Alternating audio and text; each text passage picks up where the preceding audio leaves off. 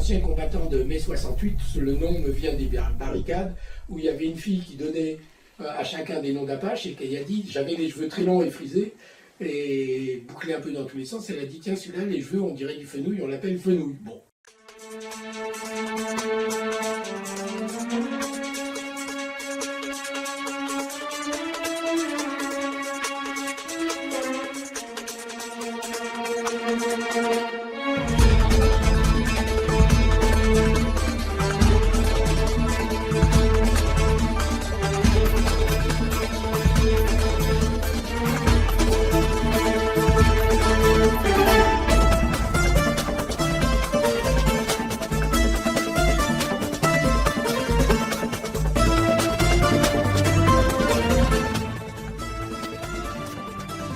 Raconte-nous un peu ton enfance, parce que toi aussi. Alors d'abord, moi je suis né à 18 ans. Avant, ça comptait pas. Alors tout le monde l'appelle Fenouil, c'est même pas son vrai nom. Bonjour Fenouil.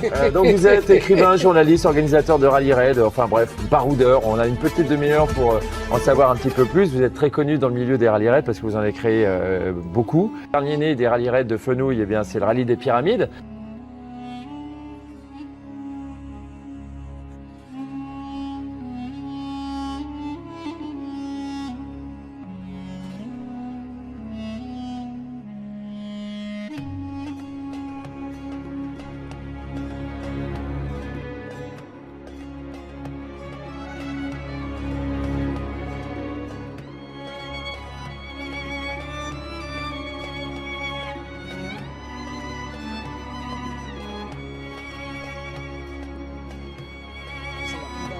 Région du Sahara sans eau, c'est la plus vaste région asséchée et pourtant il y a plein d'histoires autour de tout ça, plein de légendes et plein d'histoires, le fameux armée du roi Cambyse qui s'est perdue.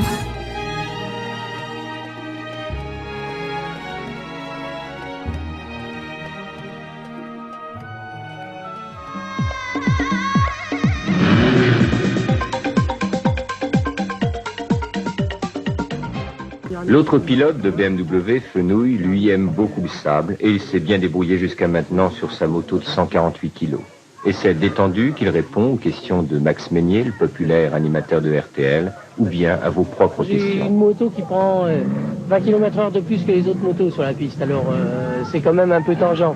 Fenouil a réussi à se placer en 6e position du classement, un véritable exploit. Il y a 2 BMW dans la course, elles luttent contre 80 motos japonaises, pas de camion usine à leur côté. Fenouil, par exemple, avait un moteur de rechange, le sien marchant bien, et la place manquant dans le camion de l'ami à qui il l'avait confié, il acceptera de l'abandonner à Bamako. Chapuis, est-ce que tu peux me passer les 15 premiers du général à toi? Le premier est Patrick Schall sur une Yamaha. Deuxième, Cyril Neveu sur Yamaha. Le troisième, Fenouil sur BMW. On était pauvres. Ce qui est con, c'est qu'on part déjà avec 2 modèles de motos différentes, donc on double les pièces. Ils étaient passés à zéro dans une étape où ils avaient explosé le carter moteur, toute l'une se barrait. Alors Gary s'arrête dans un village, il prend un... Non, on a arraché tous les tuyaux de lave-glace, trop plein de... tous les tuyaux de C'est vraiment Max Meignier, le confident de tous ces pilotes.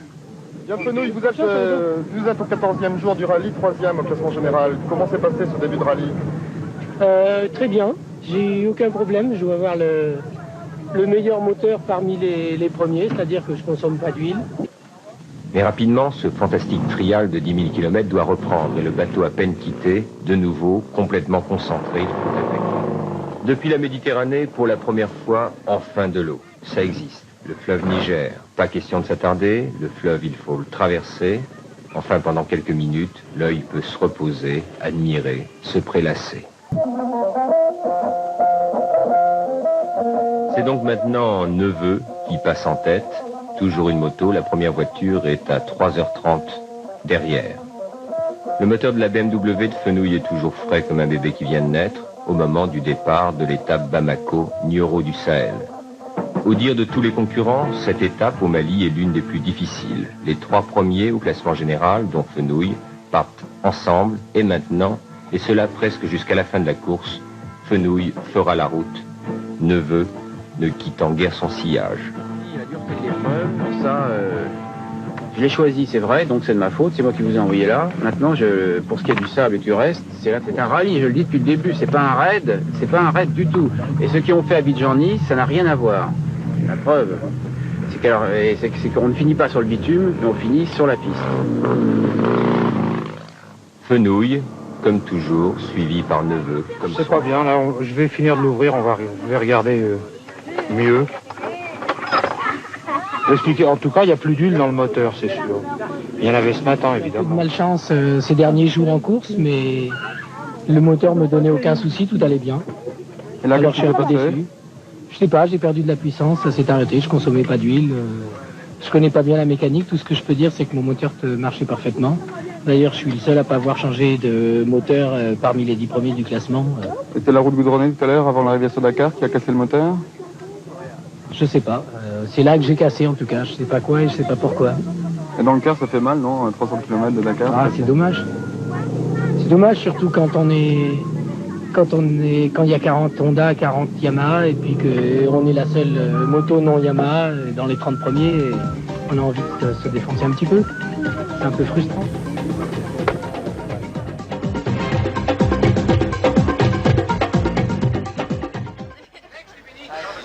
Doucement, toi.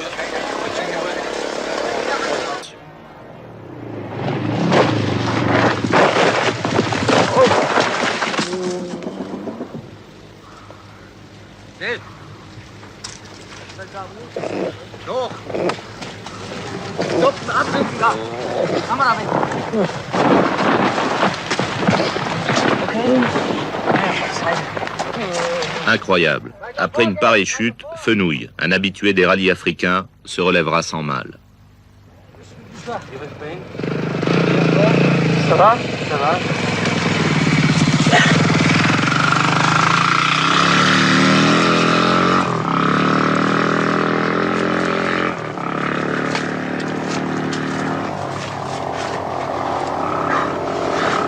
Pas mal.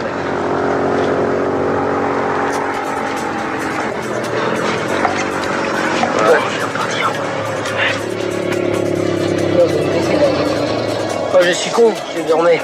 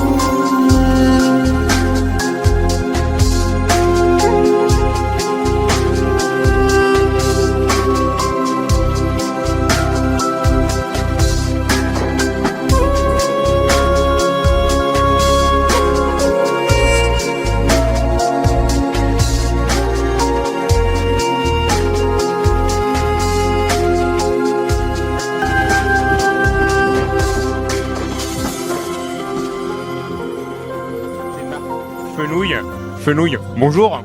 Bonjour. Alors, on rappelle votre palmarès. Palmarès, c'est un bien grand mot, je suis plutôt aventurier. J'ai traversé le désert plusieurs fois à moto quand c'était pas à la mode. Et j'ai participé aux premières des grands rallyes africains, les Abidjan-Nice, les 13 premiers Paris-Dakar. J'ai tracé des pistes aussi en Égypte pour le rallye des pharaons que je créais. Cet homme a un nom que tout le monde ignore et un surnom par lequel tout le monde l'appelle. Fenouil est passionné par les déserts, avec une inclination toute particulière pour le désert libyque. Aride et désolé, le désert est pourtant multiple. Parfois, l'homme y est toléré, à condition de savoir faire preuve d'humilité face à la rigueur des éléments. Passage obligé des caravaniers, ce désert libyque est un endroit inhospitalier. Et pourtant, c'est un lieu qui attire, qui exerce une sorte de magnétisme. C'est une terre de refuge pour les mystiques ou les contemplatifs à la recherche de l'épure. Cet espace est aussi une étendue idéale pour les aventuriers épris d'immensité.